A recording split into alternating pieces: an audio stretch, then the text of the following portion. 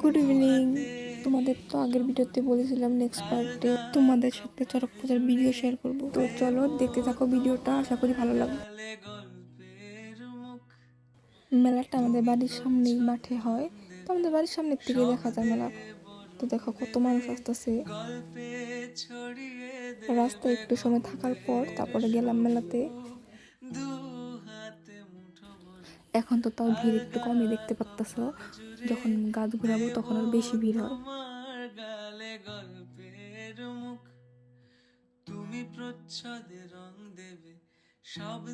একটু পরেই দেখো কত ভিড় হয়ে গেছে, পা ফেলানোর জায়গা নাই একদম। ভিড় তো ভিড়, আর এত গরম, ভিড়ে দেখো একদম চাপা পড়ে গেছে। কিন্তু এই ভিড়টা বেশি টাইম থাকে না, গাছ ঘুরানো হয় আর ভিড়টা আস্তে আস্তে কমতে থাকে। তারপর আমরা দুজন মিলে ঘুরতেছিলাম আর দেখতেছিলাম কি কি দোকান আছে।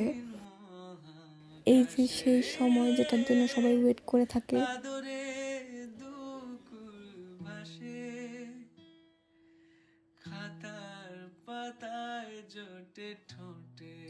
গাছুরানি হওয়ার পরে এখানে শিব পার্বতী দুর্গা নাচতেছিল।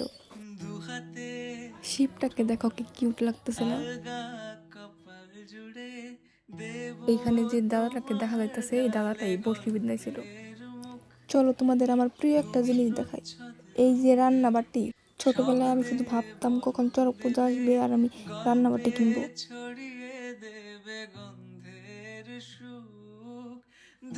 মেলাতে একটা দোকান ছিল 20 টাকা জিনিস, মানে যাই কিনা 20 টাকা সব। তারপর ওইখানে গেলাম, ওইখান থেকেও কিনলাম কিছু। তারপর একটা ব্লাউজের দোকানে গেলাম, অনেক সুন্দর সুন্দর ব্লাউজ ছিল, তাই দেখতেছিলাম। মেলাটা ঘোরার পরে একটু পরে 12 বাজার কিনতে গেলাম। তারপর 12 বাজার কেনার পর ফুচকা খাইলাম, ফুচকা খাওয়ার পরে চাউমিন আর মোমো নিয়ে বাড়ি চলে আসছি। ভিডিওটা কেমন লাগলো জানিও। দেখা হবে নেক্সট ভিডিওতে। সবাই ভালো থেকো আর সবাইকে ভালো রেখো, বাই।